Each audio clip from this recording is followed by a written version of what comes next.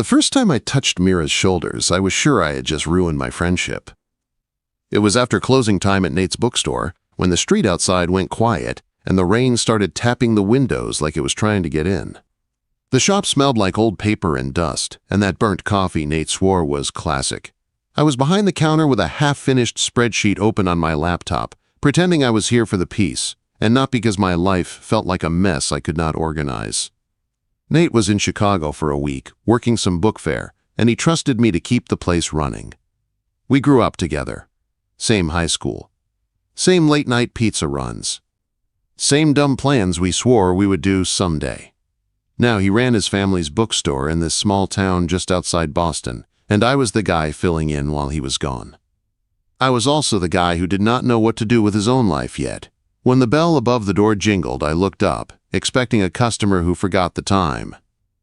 Instead, Mira stood in the doorway like she belonged to the quiet. I had met her once before, years ago at one of Nate's birthdays, when I was still a kid who thought older people had it all figured out. Back then, she seemed distant, like she was always listening to something no one else could hear. Now she looked older, sure, but not in a bad way. She looked like someone who had lived through things and learned how to stand straight anyway. Her dark hair was tied up in a messy bun, and she wore a pale gray sweater that hung loose on her frame. There was a soft scent around her, jasmine, clean and warm, and it made the whole bookstore feel smaller. "Eli," she said, like she was testing the name. "You're watching the shop."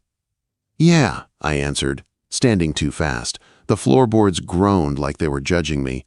"Nate asked me to. He's out of town." She nodded, eyes sweeping over the shelves, the old ladders, the crooked sign that still said, "Quiet. Please," even though half the town treated this place like a hangout. "This place still feels the same," she said, "like my childhood never left." Quote, I tried to smile like a normal person. "It smells the same, too." Her lips lifted a little, not quite a full smile, but enough to make my chest feel tight for no reason. She walked deeper into the shop, fingers gliding over spines like she knew them personally. She stopped by the classics, pulled out a worn copy of Pride and Prejudice, and held it like it mattered. "Mom used to keep this behind the counter," she said. "She said people asked for it when they wanted to feel hopeful." I leaned on the counter, watching her, trying not to act like I was watching her. "You read it?" Quote, "I did," she said. "I liked the parts where people said what they meant, even when they were scared." That landed harder than it should have. I cleared my throat. "So, you're in town for a visit?" "For a few days," she said, still looking at the book. "I've been helping Nate with some things. Paperwork. Family stuff." I wanted to ask what family stuff meant, but her tone said it was not a question for a guy like me. I was Nate's best friend. I was the temporary bookstore guy. I was not someone who got invited into Mira's real life. Then she turned, and her eyes met mine like she did not care about any of that. "My shoulder's been killing me," she said, as if she was commenting on the weather. "From driving and carrying boxes." "Oh," I managed. "Yeah, that sounds rough." She tilted her head, studying me. "Nate told me there's an old massage room upstairs, from when our mom tried to turn this place into a little wellness shop." "There is," I said. "It's kind of dusty." "The chair still works sometimes." Mira stepped closer to the counter, lowering her voice even though we were alone. "Do you think you could help me? Just for a few minutes. I cannot get this knot to let go." My brain should have said no. My brain should have reminded me that this was my best friend's sister. My brain should have reminded me that I was 24, and she was older and calmer and clearly used to not being told no. But the way she asked was not flirty, not dramatic. It was simple, like she trusted me, and somehow that made it worse. "Yeah," I heard myself say. "Okay, I can try." Quote, we went around the counter and up the narrow stairs that always made me feel like I was sneaking into a place I did not belong. The upstairs smelled like old wood and forgotten perfume. The massage room was small, tucked in the back, with a faded green chair and a single lamp that made everything look softer than it was. A tiny window rattled with the rain. Mira stood in the middle of the room for a second, arms folded like she was debating whether this was a mistake. "I can leave if this is weird," I blurted, because my mouth always moved faster than my sense. She looked at me, And this time she really smiled, just a little. "It's already weird," she said, "but my shoulder still hurts." She sat down slowly in the chair, like she was careful with herself, and pulled her sweater off her right shoulder enough to expose a black tank strap and the curve of her upper back. Nothing about it was inappropriate, but my face still went hot like I was 15 again. "Light pressure," she said quietly. "Just here." Quote, I stepped behind her, hands hovering, then finally placed my fingers on her shoulders. The muscle under my touch was tight, like a rope pulled too hard. I started slow, pressing in small circles the way I had seen in videos, trying to act like I had done this 1,000 times and not like my heart was kicking my ribs. Mira let out a breath that sounded like she had been holding it all day. "That spot," she murmured. I focused on the work, on the simple thing I understood. Tension, pressure, release. My hands steadied. The room stayed quiet, except for the rain and the soft hum of the old chair's motor. After a minute, Mira's voice came again, low and surprised. "You're actually good at this." I almost laughed. "I'm not. I'm just trying not to mess up." "You're not messing up," she said, and there was something in her tone that made my stomach flip. "You're doing what he never did." My finger slowed. "Who?" Mira turned her head just enough that I could see her eyes in the lamplight, calm but sharp, like she had decided to stop pretending. "My ex," she said. Then she looked up at me, and the words came out soft and honest, like they had been sitting on her tongue for a long time. "You're better than my ex." Her words hit me like cold water. "You're better than my ex." For a second, my hands forgot what they were doing. I stood there behind her, fingers resting on her shoulders, and I could feel my pulse in my fingertips like it was trying to give me away. I had no clue how to answer that. Part of me wanted to pretend I did not hear it. Part of me wanted to ask 100 questions I had no right to ask. Mira looked up at me again, then faced forward, like she had said something normal. Like she had not just pulled me into a new kind of danger. "I did not mean to make it awkward," she said, her voice calm. It just slipped out.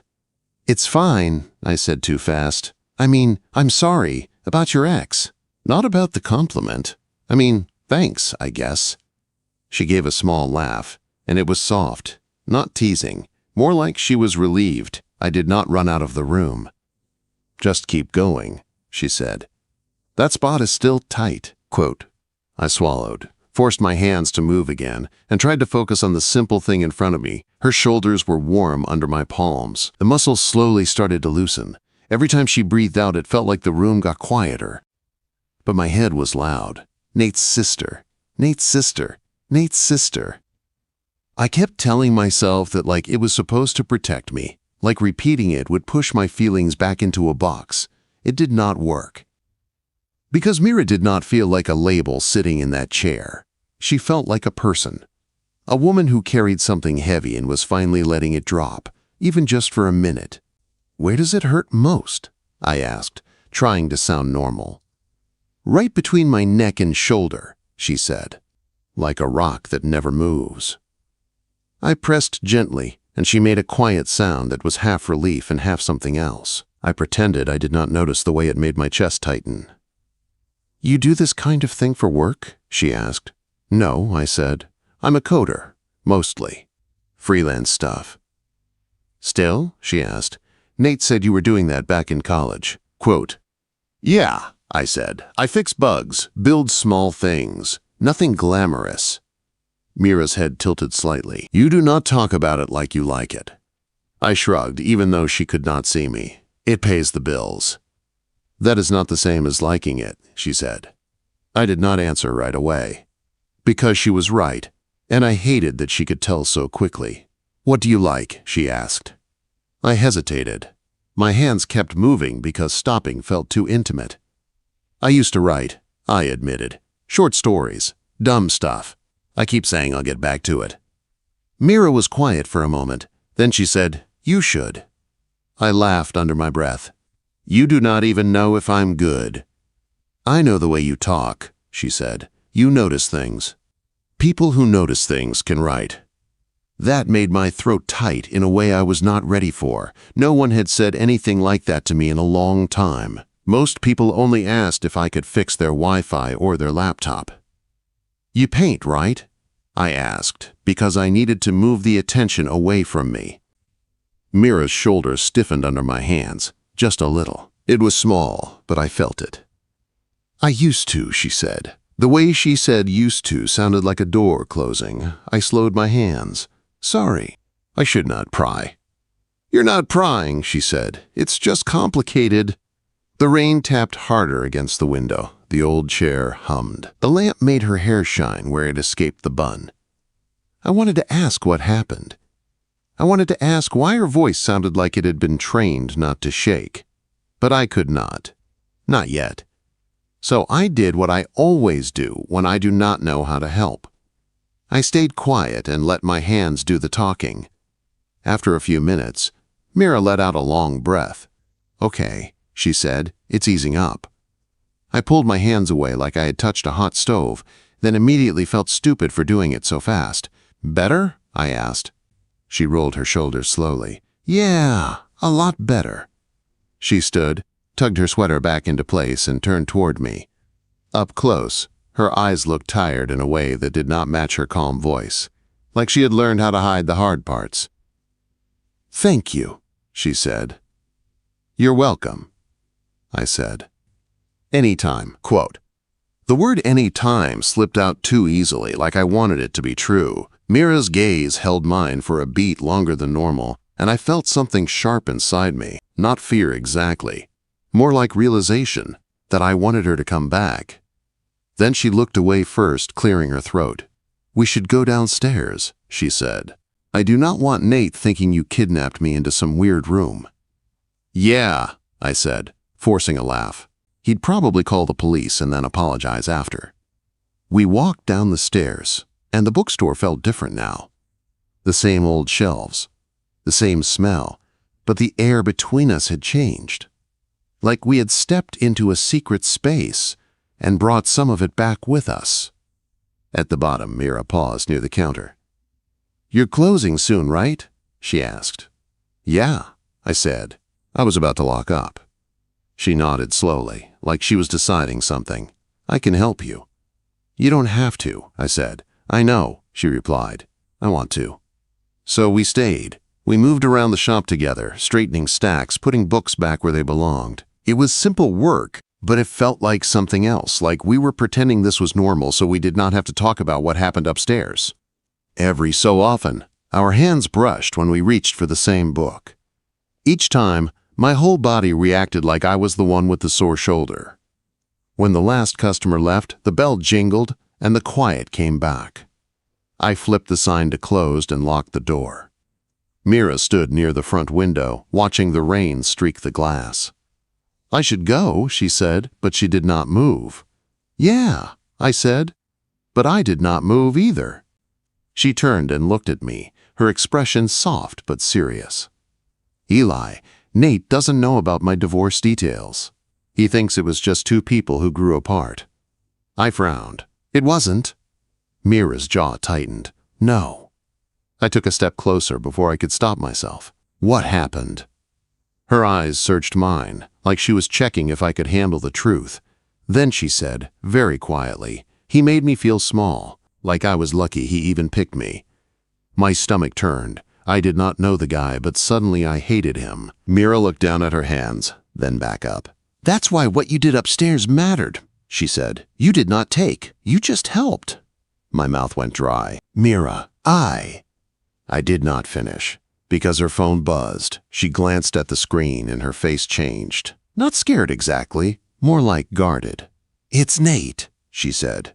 My heart thumped hard. "Is he back?" "He's still in Chicago," she said, staring at the message. "But he just texted me." She looked up at me, and the tension in her eyes made my skin go cold. "He says he's coming home early." Nate coming home early felt like someone had turned the lights on in a room we were not supposed to be in. Mira stared at her phone, like it might change the words if she looked hard enough. I stood there behind the counter, hands still, listening to the rain and the old radiator hum. and I swear I could hear my own heartbeat bouncing off the shelves. "How early?" I asked. Mira swallowed. "Tomorrow."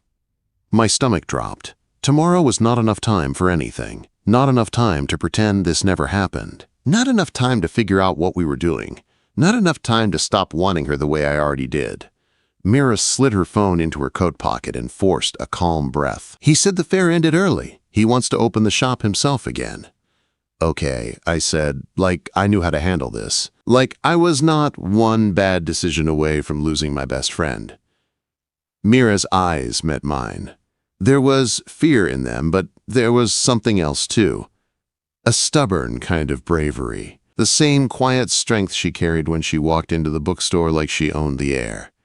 "We should keep this simple," she said. I nodded, even though simple felt impossible. "Yeah, simple." She picked up her scarf from the chair and wrapped it around her neck, then moved toward the door. She stopped with her hand on the knob. "Eli," she said softly. "Yeah?" She looked at me like she was trying to memorize my face. Tonight mattered to me. My throat tightened. It mattered to me too. She held my gaze for a beat longer, then opened the door. The bell jingled, and cold air rushed in with the rain. Before she stepped out, she turned back. "I'll see you tomorrow," she said. It was not a question. It was a promise. When the door shut, the shop felt empty in a way it never had. I locked up, turned off the lights, and walked home through wet streets that smelled like damp leaves and coffee from the cafe down the block. In my apartment, I tried to work, tried to focus on code, but my mind kept going back to her shoulders under my hands, her voice saying I mattered, the way she looked at me like I was something steady in a world that had not been kind to her. And now Nate was coming home. I barely slept. The next morning, I opened the bookstore early. I told myself it was because I wanted to get everything perfect for Nate's return. The truth was, I needed something to do with my hands before my thoughts ate me alive. I straightened shelves, wiped the counter, organized a stack of receipts like they were a problem I could solve. Every time the bell rang, my chest jumped. Every time it was just a customer, I felt relief and guilt at the same time. Mira came in just after noon. She looked different today. Same gray sweater, same messy bun, but her face was set like she had made a decision. She walked straight to the counter and placed a paper cup of coffee in front of me. "Drink," she said. "You look like you've been awake for 3 days." "I might have been," I said. She gave a small smile, then glanced around the shop. It was quiet, just an older man in the back reading a travel book. "Can we talk?" she asked. I nodded and followed her toward the poetry aisle, the narrow row where the shelves closed in, and the ceiling light flickered like it was tired. Mira leaned against the shelf and crossed her arms like she needed to hold herself together. "I need you to hear me," she said. "I'm listening," I told her. She took a breath. "Nate is your best friend. He's my brother. I am not trying to ruin that. I won't." My chest tightened. "Mira, I'm not trying to ruin anything either." "I know," she said. "That's why this is hard." I waited. The quiet in that aisle felt heavy. She looked at the floor, then back at me. "When you touched my shoulders yesterday, I felt safe. It sounds dramatic, but it's true. My ex used to hold me like he owned me. Even when he was being nice, it came with a price. With you, it didn't." My stomach turned again, anger and sadness mixing in my chest. "I'm sorry," I said. She shook her head. "Don't be sorry. Just be honest." I swallowed. "Honest about what?" Mira stepped closer. Not close enough to touch, but close enough that my whole body noticed. "Do you want this?" she asked. "Whatever this is."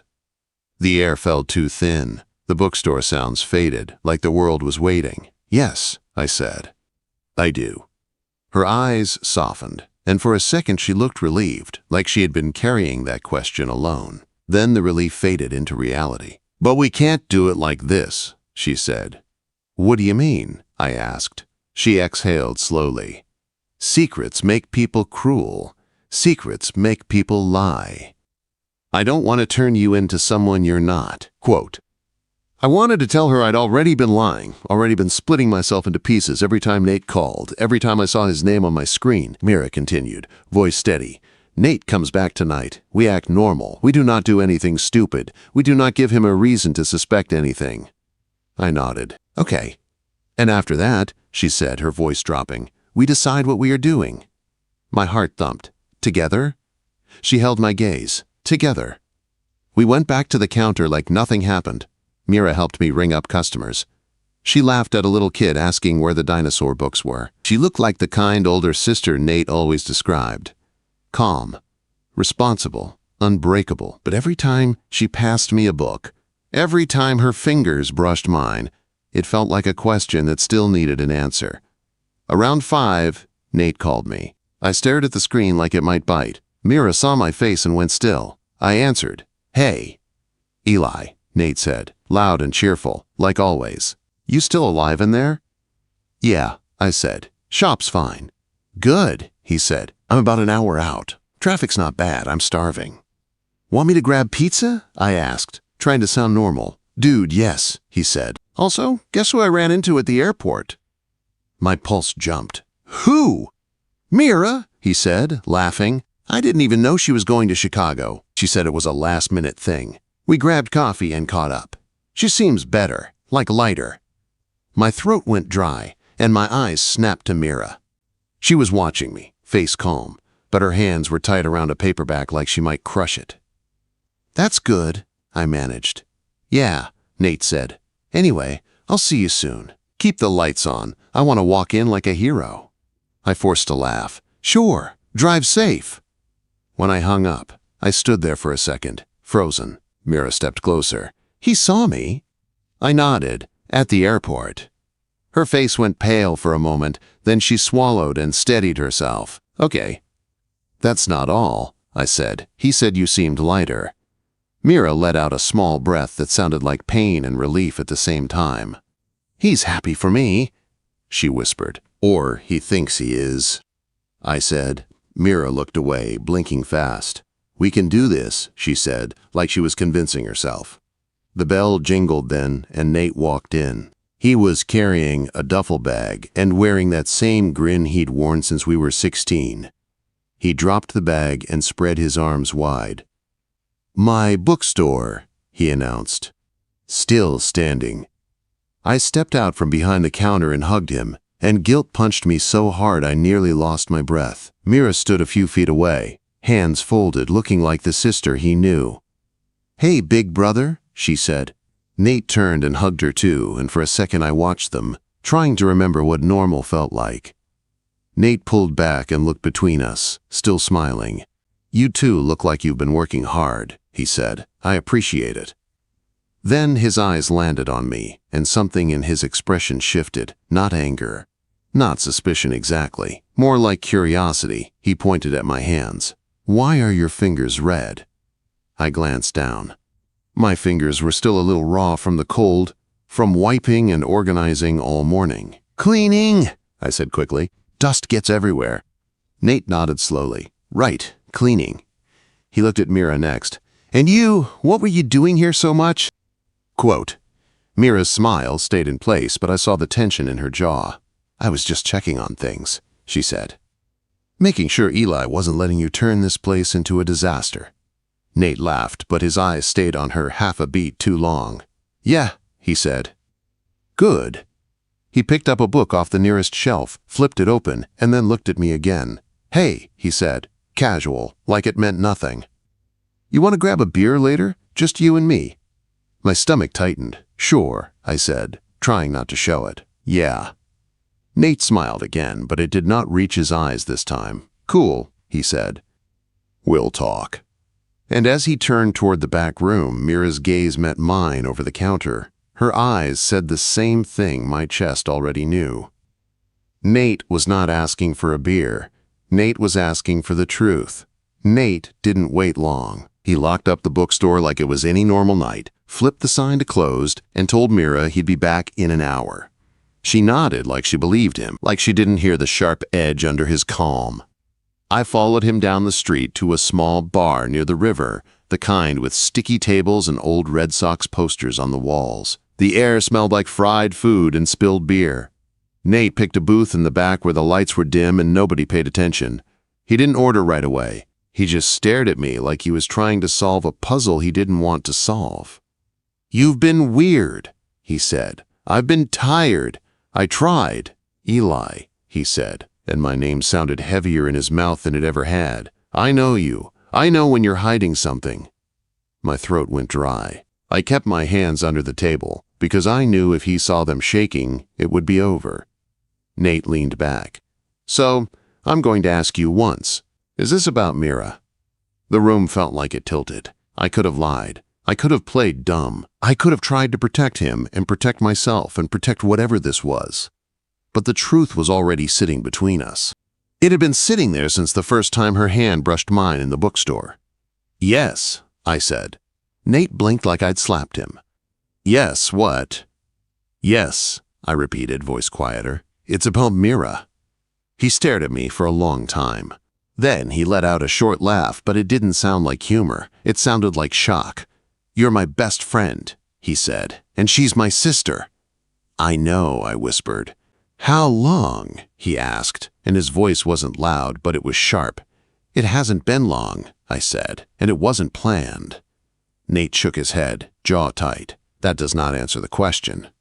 I swallowed. A few days. He pressed his tongue to the inside of his cheek like he was holding back words he didn't want to say. And what? He asked. You think you're going to date my sister behind my back like this is some stupid secret? That's not what I wanted, I said fast. I didn't want to hide it. I didn't want to lie to you. It just happened, and then you were gone, and I didn't know what to do. Nate's eyes flashed. So you did nothing. You just kept doing it. My chest hurt. I didn't want to hurt you. You did, he said. You already did. The waitress came by and asked if we wanted drinks. Nate waved her off without even looking. When she left, the silence came back worse. I took a breath. Nate, listen. I'm not using her. I'm not messing around. She's not some game. She's Mira.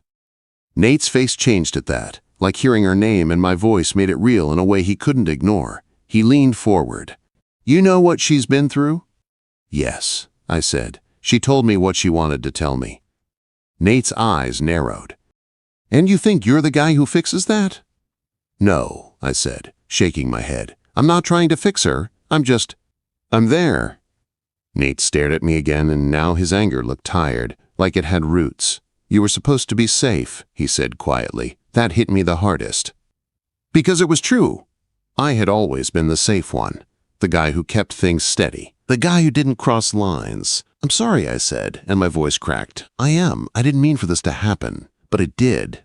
Nate's jaw worked. He looked away toward the window, where the river lights blurred in the glass. You know what I'm thinking, he said. I'm thinking she's lonely and you're young and you're close and she's going to get hurt again. My heart slammed against my ribs. I won't. Nate laughed again, bitter. You can't promise that. I swallowed hard. I can promise I won't do it on purpose. And I can promise I'll be honest from here on out. Nate turned back to me, eyes hard. So what now? I took a breath that felt like it scraped my lungs. Now we tell her we're not doing this in secret anymore. You deserve better than that. She deserves better than that, too. Nate stared at me like he didn't expect me to say that. Then his phone buzzed. He glanced down. His face tightened. It's her, he said. My stomach dropped. Mira? He stood up like he couldn't sit anymore. Yeah, she wants to know where we are. I stood too. Let's go back, quote. Nate looked at me for a second, then nodded once like he had no better option. We walked back fast, the cold air biting my cheeks. When we pushed open the bookstore door, the bell jingled like it always did, innocent and cheerful, like nothing was wrong. Mira was behind the counter, arms folded, eyes moving between us. She didn't look scared. She looked ready. You told him, she said. It wasn't a question. I nodded. Yeah. Nate stepped forward. Why? He asked, and his voice cracked on the word. Why him? Mira flinched, just a little. Then she took a breath. Because he saw me, she said. Because he didn't treat me like I was broken. Because he didn't ask for anything from me except honesty. Nate shook his head. He's my friend. I know, she said softly. That's part of why I fought it, but I'm tired of living my life around what other people can handle. The way she said it made my throat tighten. It wasn't just about Nate, it was about her ex. About being invisible. About being told what she should want. Nate looked at me. "Did you touch her?" he asked, blunt and raw. Mira's face went still. I swallowed. I gave her a massage. That's how it started. Nate's eyes widened like he hated the image. "Jesus!" Mira stepped out from behind the counter. "Don't do that," she said. "Don't make it dirty," I asked. He didn't force anything. Nate dragged a hand down his face like he was trying to wake up from a bad dream. "This is insane," he muttered. "It's not insane," Mira said. "It's just inconvenient for you." Nate snapped his head up. "Inconvenient. That's what you call it." Mira's voice softened. "Nate, I love you. You're my brother. You've always tried to protect me, but I'm not 15. I'm not your responsibility." Nate's shoulders sagged like the fight drained out of him all at once. He looked at me. "Are you in love with her?" he asked. My heart hammered. I wasn't ready for that word. It felt too big, too final, but I couldn't lie now. Not after everything.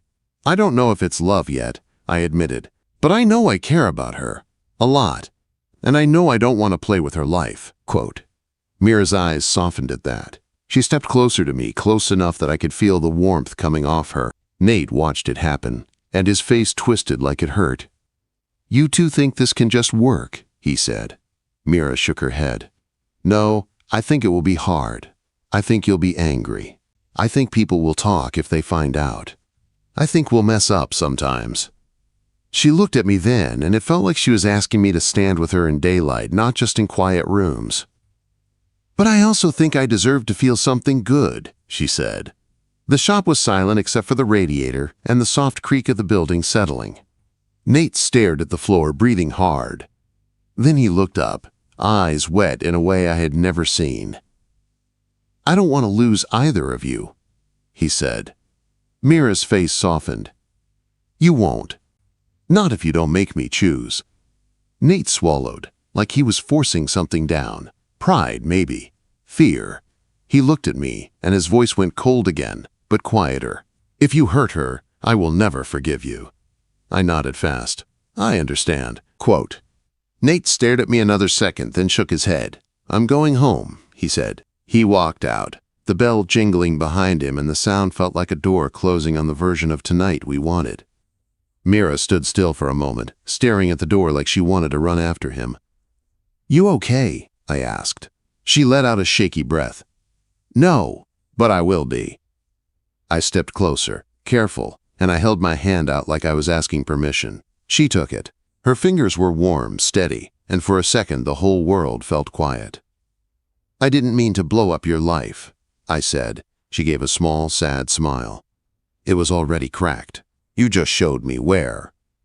We locked up the bookstore together. Outside, the rain had stopped, and the streets were shiny under the streetlights. Mira led me toward the river like she needed air. We sat on a bench, the same kind we'd sat on before, the water moving slow and dark beside us. "I hate that he's hurting," she whispered. "I hate it too," I said.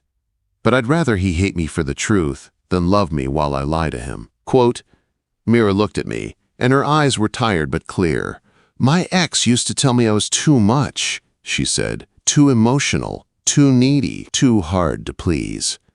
My chest tightened. "You're not too much."